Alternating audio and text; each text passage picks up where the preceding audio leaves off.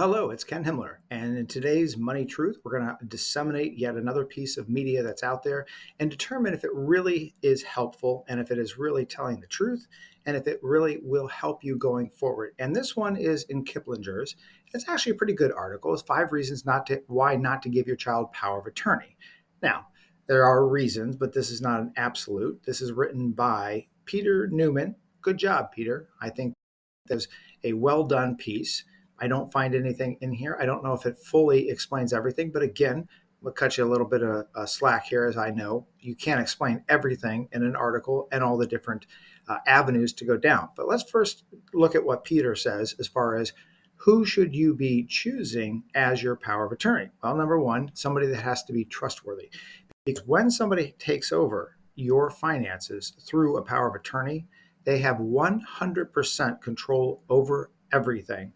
Now, again, I want to state one of the things I think should have been a good idea in here is to help you understand that a power of attorney should only come into play if you do not have a family trust and or if you have not done a very good job at funding your trust. Because if you fund your trust, a power of attorney is really never needed, because if every single asset that you have is in your trust, then you don't have to worry about it. Now, there may be instances where the power of attorney in this, using the trust example, there may be examples where if you need to contact maybe your company's retirement benefits, maybe Social Security benefits on your parents' behalf, or whoever you're acting as the power of attorney for.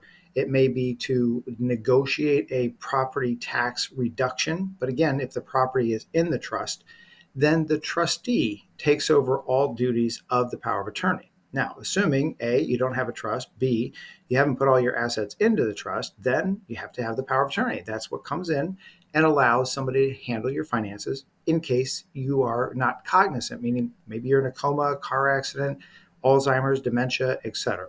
So let's first cover the 5 reasons what Peter says are why you should choose somebody. Trustworthiness, competence and expertise, without a doubt. You got to know finances in and out. Many people that we work with, they're highly educated, high income earners, but they just don't understand exactly how to deal with certain financial instruments. Okay, emotionally stable. Well, anytime you're going to name a child or any kind of relative, there's always the potential for them to be emotional and make emotional decisions, not good financial decisions. And I'm going to cover what Peter says here in a few minutes. Proximity. Do they need to be in close proximity? I don't know anymore. There are some cases where banks and brokerage houses and tax departments, if you're using a power of attorney, they make you physically show up. I know that's ridiculous in today's day and age, but it's true. So proximity should be reviewed based upon where your assets are and what kind of assets might have to be handled in case you get sick. And then the willingness and availability. Now, here's the one key. Just from doing this for so many years, I will tell you that if you ask people to be your power of attorney, 99.9% of the time, they will tell you yes. They just don't want to tell you no. It's like calling a baby ugly, right? So just don't want to do that. However, when it comes time to act, and we have proposed this to certain clients or certain power of attorneys, is they don't want to take on the risk, the financial duties, all the extra work. So it's really important that you have a good line of succession of people that can take over as power of attorney. So potential for family conflict, yes, without a doubt. Look, if you have more than one child or you have brothers and sisters, this is what you're asking for. Is if you name one child as a power of attorney, you're asking for internal conflict. And I know you're that parent because I get them all the time. And they'll say, but my kids would never do that. My kids would never argue. They would always work harmoniously together. Well, kids are kids. There's emotion tied into it. It's not logic. And it's like putting one toy in the sandbox. They're going to fight over it. So you have to really think through, is naming a child out of honor or out of gratitude or out of favoritism really going to serve the family the best? Number two is lack of legal or financial expertise. Absolutely. Most of the time, there are about 1% of Americans at this point that would be considered financially and legal experts in handling finances. That is why people like me in my profession spend every day, all day, reading, educating ourselves, and making sure that we're up to date on the laws. Now, if your child has another full time job, if they have a family, you really have to question, do they really know what they're doing? Most of the time, we get clients in and one child has messed something up, especially with a power of attorney, and we have to correct it. It's a lot more expensive and a lot more emotional than just picking the right power of attorney.